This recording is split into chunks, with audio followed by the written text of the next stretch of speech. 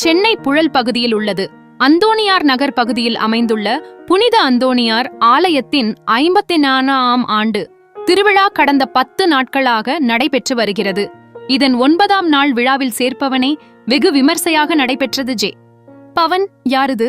புனித அந்தோணியார் ஆலயத்தில் இருந்து புறப்பட்டு சுற்றுவட்டாரத்தில் உள்ள சுமார் 7 கிலோமீட்டர் தூரத்திற்கு பவனியாக சென்று மீண்டும் ஆலயத்தை வந்தடைந்தது. தேர்போனியாக செல்லும் பொழுது அப்பகுதியில் உள்ள அனைத்து மதத்தைச் சார்ந்த மக்களும் புனித அந்தோணியாரை வழிபட்டு ஆசீர் பெற்றனர். இறுதியாக ஆலயம் வந்தடைந்த தேர்பவனி கூட்டு திருப்பலியுடன் நிறைவேற்றது. தேர்பவனியில் சுமார் 1000த்திற்கு மேற்பட்ட பக்தர்கள் கலந்து கொண்டு இறை ஆசீர் பெற்றனர். தேர்பவனி மற்றும் திருப்பலி முடிந்த பின்பு செய்தியாளர்கள் சந்தித்த பங்கு தந்தை போஸ்கோ அவர்கள் கூறுகையில், பல்வேறு புதுமைகளை செய்து வருபவர் புழல் புனித அந்தோணியார். குழந்தை இல்லாதவர்க்கு குழந்தை பாக்கியம், நோயினால் அவதியுள்ளவருக்கு நோய் குணமடையும் பாக்கியம், காணாமல் போன பொருட்களை மீண்டும் கிடைப்பதற்கு ஆசீர் வழங்குதல் போன்ற பல்வேறு வகையான புதுமைகள் நடைபெற்று வருவதாகவும் தெரிவித்தார். ஏனெனில் இது உங்களுக்காக கையளிக்கப்படும் என் உடல்.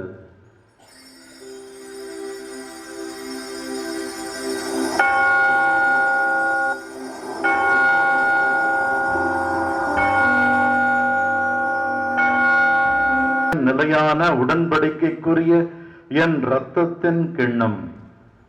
இது பாவ மன்னிப்புக்கென்று உங்களுக்காகவும் பலருக்காகவும் சிந்தப்படும். இதை என் நினைவாக செய்யுங்கள்.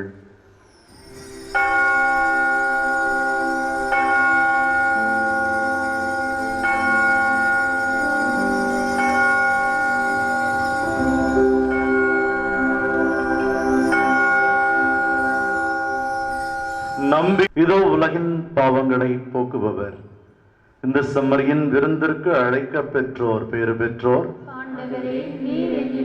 எழுந்தருளி வர நான் தகுதியற்றவன், ஆனால் ஒரு வார்த்தை மட்டும் சொல்லியறட்டும், எனது ஆன்மா இரத்தத்திலும் பங்கு கொள்ளும் எங்களை தூய ஆவியார் ஒன்று சேர்க்க வேண்டும் என உம்மை தாழ்மையுடன் மன்றாடுகிறோம்.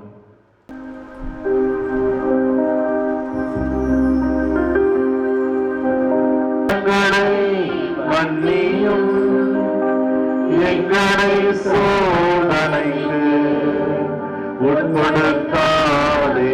மரியே வாழ்க. என் பேர் ஷீபா.